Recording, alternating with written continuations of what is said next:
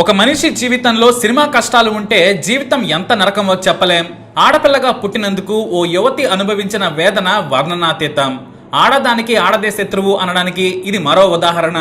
ఉన్నత చదువులు చదివిన బుద్ధి మాత్రం మారడం లేదు. ఎంత చదివితే అంత వెర్రి పెరుగుతుంది నేటి సమాజంలో. ఓ సన్నాసి మొగుడిని చేసుకున్న సువ్య అనే యువతి జీవిత కథ చూద్దాం. సువ్య కేరళలోని ఎల్లకోన్లో పుట్టి పెరిగింది. ఆమె తండ్రి మధ్యతరగతికి చెందిన పిల్లలను బాగా చదివించాడు. ఎంసీఏ చదివిన సువ్యకు ఒక తమ్ముడు చెల్లెలు ఉన్నారు. అయితే ఎస్ఎన్ ఉమెన్స్ కాలేజీలో డిగ్రీ పూర్తి చేసిన తర్వాత ఎంసీఏ చదివింది. అప్పుడే తండ్రి బలవంతంగా పెళ్లి చేసేశాడు. అప్పటికి కూడా తాను ఉద్యోగం చేసి మీకు తోడుగా ఉంటానని చెప్పింది. ఆర్థికంగా కుదురుకున్నాక పెళ్లి చేసుకుంటానని చెప్పినా వినలేదు. మంచి సంబంధమని తాను సంపాదించిన మొత్తం పెద్ద కూతురు సువ్య పెళ్లికి ఖర్చు పెట్టారు. పెళ్లి కొడుకు అజయ్ కుమార్ అడిగినంత కట్నం ఇచ్చి అత్తగారింటికి పంపాడు. కానీ అజయ్ కుమార్ ఓ నీచుడు. ఇక అతని తల్లి పెద్ద సైకో. ఇంట్లో నిత్యం నరకం చూపించేవారు. ఉదయం 4 గంటలకు నిద్ర లేపి 7 గంటలకు పనంతా పూర్తి చేసి కూలి పనికి వెళ్లాలని అత్త చెప్పేది.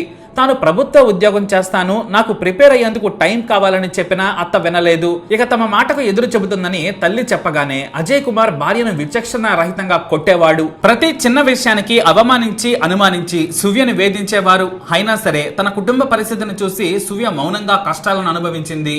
చివరకు అత్త వేధింపులు మరింత ఎక్కువయ్యాయి. దీంతో తట్టుకోలేక తన కుటుంబ సభ్యులకు విషయం చెప్పి బాధపడింది. ఒకానొక సమయంలో సువ్య తండ్రి తన కూతురిపై వేధింపుల గురించి అల్లుడిని నిలదీశాడు.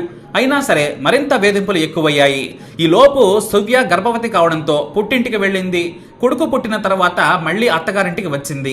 ఇలా భర్త చేతిలో అత్త చేతిలో నరకం చూస్తూనే ఉంది. చివరకు తన భర్తను వదిలేసి వెళ్లిపోవాలనుకుంది. ఆ సమయంలోనే తండ్రికి బైపాస్ సర్జరీ జరిగింది. దీంతో తన కుటుంబ విషయం, తన కష్టాలు తెలిస్తే తండ్రికి ఏమైనా జరుగుతుందని భయపడిపోయింది. మరోవైపు తమ్ముడు విష్ణు తాను చదువుకుంటూనే పనికి వెళుతున్నాడు. 5 ఏళ్లలో తండ్రితో కలిసి 10 లక్షలు సంపాదించాడు. కానీ తల్లికి కిడ్నీ ట్రాన్స్ప్లాంట్ చేయాల్సి వచ్చింది. తన కిడ్నీ తల్లికి ఇచ్చాడు. కానీ ఆ ఆపరేషన్ ఫెయిల్ అయింది. తల్లి చనిపోయింది. కొన్నాళ్లకు విష్ణుకు కిడ్నీ సమస్య తలెత్తింది. తన చెల్లెల కోసం సంపాదించిన 10 లక్షలతో పాటు ఉన్న వ్యవసాయ భూమిని కూడా అమ్మేశారు. అదృష్టం కొద్దీ మరో వ్యక్తి కిడ్నీ దొరకడంతో విష్ణు ప్రాణాలతో బ్రతికి బయటపడ్డాడు. తన తల్లిదండ్రులకు ఆసుపత్రిలో సేవ చేద్దామన్నా కూడా భర్త అత్త వెళ్లనిచ్చేవారు కాదు. వెంటనే చూసి వచ్చేయమని భయపెట్టేవారు.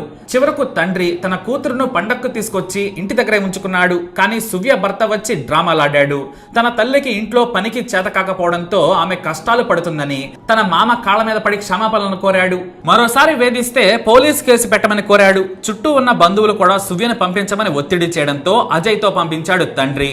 కుక్కతోక వంకర అనే మాట సువ్య భర్తకు అత్తకు బాగా సరిపోతుంది.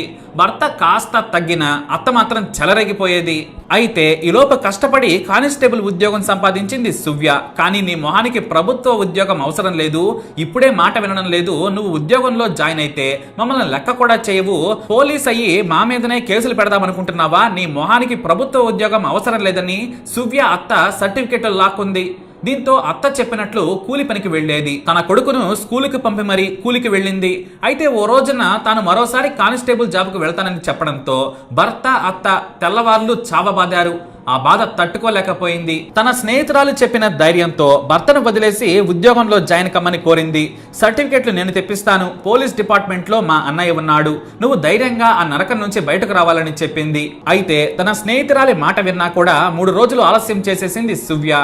ఎందుకంటే రిక్రూట్మెంట్ ఫైనలిస్ట్ ల్యాబ్స్ అయిపోయింది. తనకు మెరిట్ లో ఉద్యోగం వచ్చిన చివరి తేదీకి ముందే రిపోర్టింగ్ చేయలేకపోయింది. దీంతో ఉద్యోగం కాస్త పోయింది.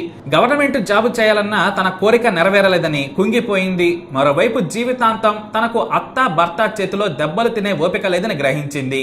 తన కొడుకును నిద్రపుచ్చిన తర్వాత రాత్రి సమయంలో తన మేనత్త సుజాతకు 51 సెకండ్ల ఆడియో క్లిప్ పంపింది.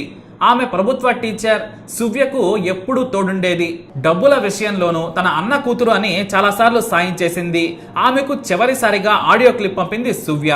నా అత్త నన్ను బ్రతకనివ్వడం లేదు, నా భర్త చేతకానివాడు, తల్లి కొట్టమంటే కొడతాడు, వద్దంటే ఆపేస్తాడు, అలాంటి మూర్ఖుడి భార్యనైనందుకు నేను సిగ్గుపడుతున్నాను. నేను బ్రతికి పుట్టింటికి వెళ్లి నాన్నకు తమ్ముడికి భారం కాలేను, చనిపోతున్నాను. నా కొడుకును తమ్ముడి దగ్గరకు చేర్చే బాధ్యత నీదే, వాడిని నువ్వు కూడా కాస్త చదివించత్తయ్యా, నన్ను క్షమించండి అని వాయిస్ క్లిప్ పంపింది.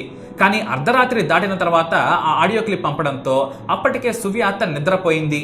తెల్లవారుజామున 6 గంటలకే ఆ మెసేజ్ చూడగానే ఫోన్ చేసింది. కానీ ఎవరూ ఫోన్ లిఫ్ట్ చేయలేదు. తన సోదరుడికి విషయం చెప్పడంతో అతను తన కొడుకుతో వేగంగా ఇంటికెళ్లాడు.